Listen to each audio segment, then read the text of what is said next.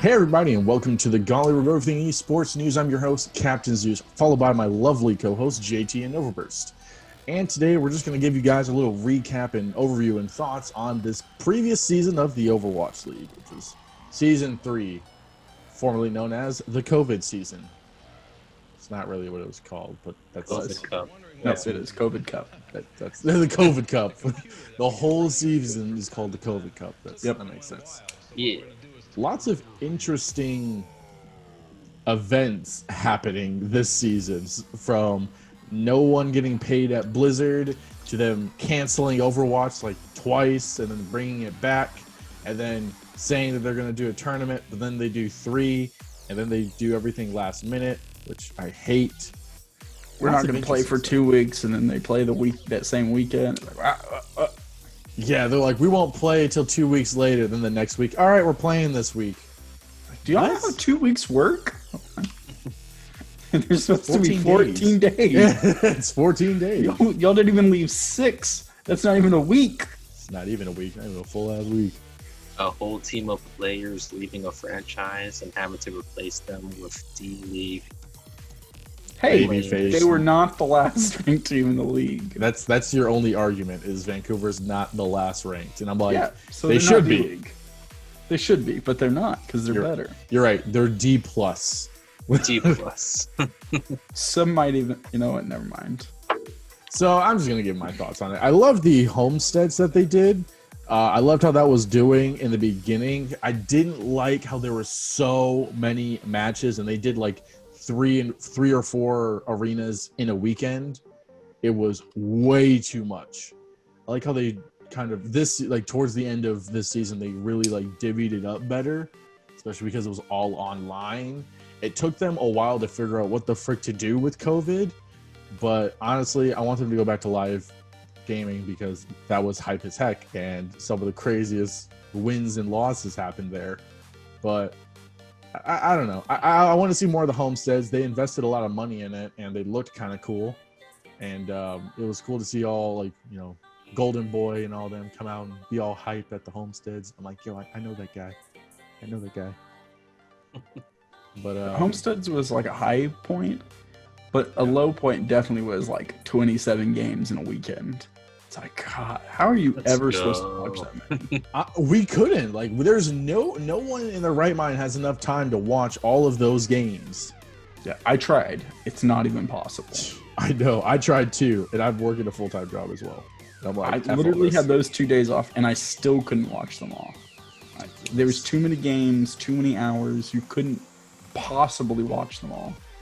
But when they were having 8 to 10, okay, yeah, you can stomach. It was a little bit more manageable. And there's some games you can skip, of course, but out of 27, it's hard to even find the games you want to watch.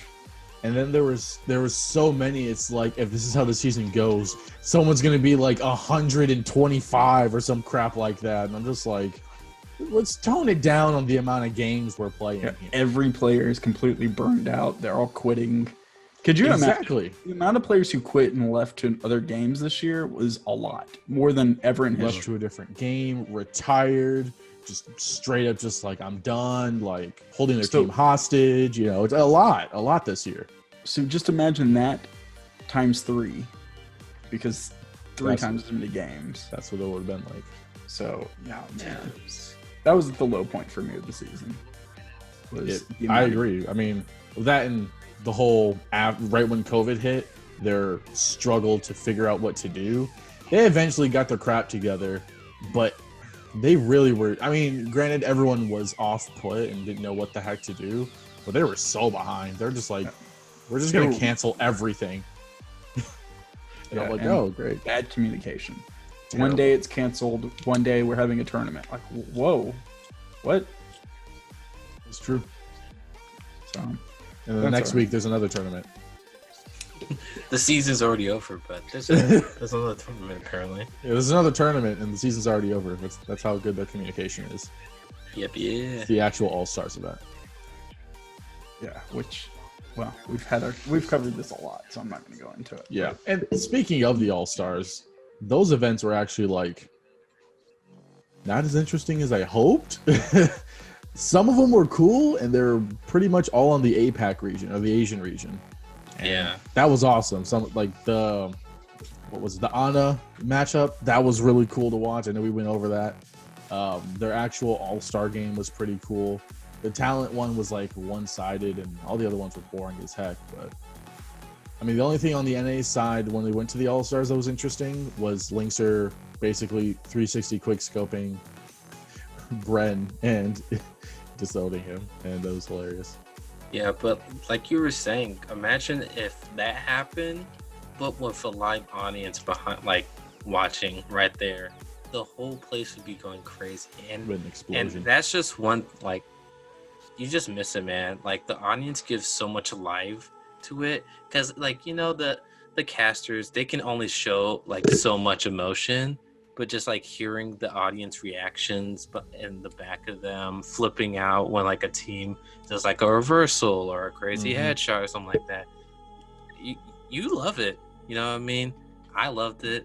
But Yeah, it's missing from all esports too. It's really Yeah. a bummer. Yeah, that's 100% Yes. true. That's like big kudos for them, you know, at least, hey, let's finish this season out. We're gonna try our best. You know, communication, huge issue, but you know, we'll Huge. tough it out. But you know, kudos to them to at least finishing the season and, you know, pulling off a championship. I didn't mind there being like three tournaments. I thought it was a little bit more Well, they should. hindsight, but I think they should just get rid of the week-to-week play, or maybe like cut it down significantly.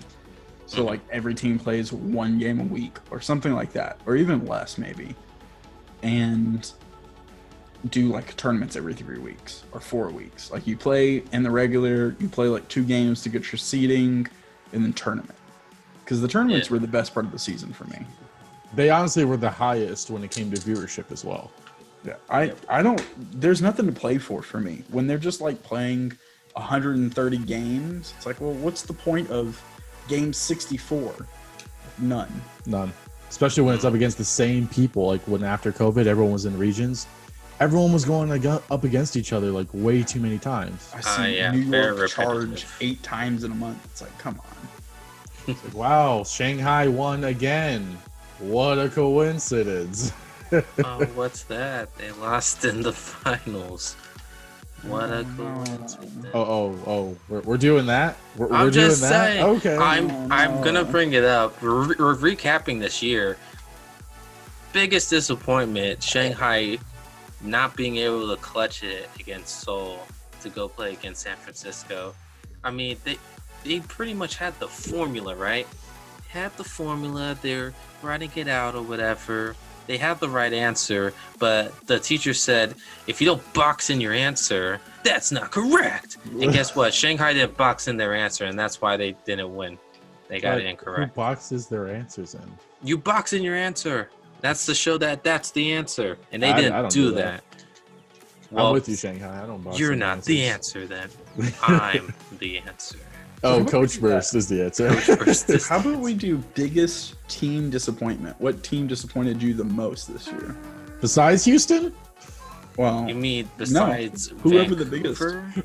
that was your biggest disappointment, Vancouver? I mean, we literally, when we were doing like tier list and like hyping them up, some of us put them in like second place, and then With the first half roster? Heck yeah, we all did. and then They were, dude, they were literally like what 8-0, and they looked like unbeatable. Oh yeah, they were delicious, unstoppable. yeah, and then it's gone. office And problem. then Oh, terrible Jesus. management. How do you do that? Like, have your whole team just be like, peace out, we're out of here. Like it's understandable when it's 1 or 2 players, but when it's the whole effing squad and they're like, this org is trash, and they're like, we're all leaving. They're like, fine, we're gonna let you leave. Here, you're gone. And then they get some freaking D+ rated contenders team, and then they become from number 2 to number like 18 or whatever. Like second place, Second to top to second to bottom. second to last. Yeah. Yeah, that's basically what happened. Not They last. pulled a 180. Well, they weren't first either, so Exactly. If you're not first, you're not last. Yeah. second place is first place is loser. That's true. And they were second place's first placer's loser. I think for me, so Houston, was a huge disappointment because they had the right pieces, but for some unknown reason they couldn't actually like do anything. I mean, you guys heard me. I didn't like Muma this season at all. Like, he was great previously, like especially when he was on our World Cup team, the American one. He did great. Then for some reason this team, he was just not there. And this season he was just terrible. And I'm like, get him off now. He is being so bad. And it looks like he's like deliberately throwing at times. Doesn't know how to ult correctly as Reinhardt. Freaking can barely play Winston, which is what he's known for. But honestly, I think the highest disappointments was like Paris and Florida not actually like moving forward in like the finals or in the previous tournaments. Yeah, that was pretty disappointing. I thought Paris was going to make a big run, especially after winning that tournament. I mean, because they had the best run in that tournament. What was it, the Summer Showdown? Or was it the May Melee? No, but they did have a good showing. But man, you have righted for months. You rode that, dude. They were amazing, and I'm like, this is the Paris I've been preaching about. This is the Paris that I wanted everybody to see and recognize. And they're like, we the top dogs, and they were the top dogs going into the next tournament too. And they went pretty decent. They went like halfway, and then they went out of there. And I'm like, come on, okay, maybe it was just a fluke, you know. San Fran got out of the previous tournament, so did Philly. I mean, just happened. Someone else got to win the tournaments, but then they just kind of just sat there in like middle-ish tier, and I'm like, what's going on? And then the finals happened, and then they got knocked out early on, and I'm like, they just died. Sorry? Yeah, they ran out of gas and they couldn't finish it up. Like that's annoying because Soon was up there with Carpe on the DPS level. They had amazing tanks as well. I mean, their heals were kind of meh, but they're as well as XZI. Dude, that man's a monster. Their DPS core was solid. Their tanks were actually not that bad. I mean, their support could have been a little different. FD God was kind of carrying the whole thing is Lucio, but this is a different thing. But I'm like, they had the right. That's another team that had the right components. They could have been top 2-3 team in the NA, which they were for a while. And same thing with Florida, which I've been saying ever since they almost beat San Fran, if I'm not mistaken, the May Melee or whichever tournament that was. But they had this stuff. They did an amazing run like Paris did, and they almost won. And then since then, they were always like, they were beating up the middle-ish tiers, and they were bringing the competition to the top tier ones. But they were another team that just had the right components, just wasn't used right. Yeah, see, I have the same frustration with New York. Like, they just had every piece and everything looked great on paper. And even in games, it looked great. But they could just never close out anything. And then when they started to get steamrolled, they could not stop the other team. Like, they couldn't take a step back from the game and be like, all right, we need to calm down. No, it's just their team fell apart. And it's just so sad because they had such a stacked roster. They did. Yeah. Especially with MVP J. Jonak. Yes, still the best player ever. Support-wise. Speaking of best players, can we give our nominations for the best breakout player of the year? Okay, that's I got I've two got for two. that one. So I got two. I'm gonna go we might have the same ones. We might, but one of them I don't think. Because one of mine is going to be Sparkle on Genji. Oh, definitely not. When he went off on Genji, that, like, helped Paris out. Like, crazy. That was when Genji was the flood of meta, basically. Like, amazing, delicious, and I loved it. He was all right on other players, or other characters, but he was really a Genji main. And he was awesome at it. And then my second one's probably is going to be Prophet. Especially from what we saw in the finals. Breakout performance, though? Yes, in the finals. Okay. That man. Like, you didn't see... He was always, like, low-key during the regular season, right? Even in some of the tournaments. I mean, you saw some cool plays. But then grand finals hit. This man, and if you watch that match with San Fran at the very end, 4 headshot kill. Like, this man went off, was on par, was like Carpe in them. or not Carpe, with Ons. Like, amazing. Helped the frick out of Soul. Like, that was another breakout performance, I think. Okay. So we actually had none of the same. Oh, okay. So the first person I was going to say, and I think he's probably more in the MVP discussion rather than breakout performance, because it's not like he broke out this year.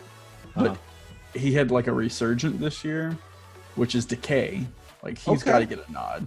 As soon as he went to a new team, he just took over the league pretty much by himself. He did, yeah. I mean, the joke was it was just his. He was. It was the Decay Justice. Yeah, he was just killing everyone by himself. But the person I think deserves it. No one knew who this person was. I certainly didn't. Maybe there's some people out there who did know this person, but now everyone should know this man, and he better get a contract, a big one. Is my boy Jerry. Dude, no one knew who that man was. Yeah. I was making fun of his name before he started playing because I was like, I don't know who this guy is. What a weird name. Like, very strange. And I watched him play. I'm like, oh my gosh, like, he should be on a top team. Mm-hmm. So you know, I can respect that. Those are some good choices. Respect. Yeah, I think Jerry's a good. I think Decay is probably more in like the MVP discussion for me. I don't think he's breakout this year. I think he was already known. He was. Just Jerry was low-key. an unknown to me. Yeah, Boston needs to build their team around Jerry. That's for sure. 100%. Fire everyone else. Everyone else. Coaches. Jerry and his clones. Jerry clones. Yep. Love it. But what's it called? For me, I want to say it's like really breakout. I just mad respect towards this player. I think Birdring did phenomenal this year. He really helped out the Gladiators, honestly, because last season the Gladiators weren't really in the picture that much. But adding Birdring, a very dominant DPS player who literally fights to the end, we clearly see him, you know, he's dying in his chair and puts in that work. But mad respect, love Birdring. I really love the man. I love the man. But, no homo. No homo, but yeah. No homo. But it really is amazing what he was able to do. I know, right? Collapses. I think he's a great player. He's dying on camera. They're like dragging him. They're carrying him away, and they're like, "Oh, he'll be back next week." I'm not so sure. Don't know. Find out. My second player, honestly, I think this is more like a breakout. What's it called? Out of a team full of rookies and maybe like 2 veteran players. Okay. London Spitfire, Glister, man. Yep, knew you were gonna say that. I mean, it's so much mad respect, man. Like a team full of rookies, you know, London, you know, they didn't do like they didn't do so rough division. Yeah, you know what I mean? Yeah. Dude, but hey, he still showed like, hey, I'm still a dominant player. Like, you know, I'm hoping, you know, what he needs to do, look to the future, you know, and use this season as like a resume, you know, hey, you know, I put in that work. But I mean, he did put in that work. I mean, watching Glister play Reaper and everything like that. I mean, I'm pretty sure he was in like the All-Star game too, right? Yeah, he was. Yeah, I mean, put in that work, rookie. You know what I mean? So breakout right there, Glister, mad respect. Yeah, for sure. He's a good one. Lots of good stuff coming out this season. Lots of bad things as well. I know we didn't cover everything, but it's all the time we have for you guys today. Let us know in the comments what you feel about this season and how you thought, I don't know, COVID went well. Your breakout players. Let us know your most disappointing moments. And I don't know, tell us your favorite color. You know, let's get to know each other. It's Blue. Personal, biblical. Anyways, I'm Captain Zeus. Biblical? Like and subscribe. Biblical. That's JT. That's Novaburst. Uh, You guys in the next video. Peace. I'm biblical.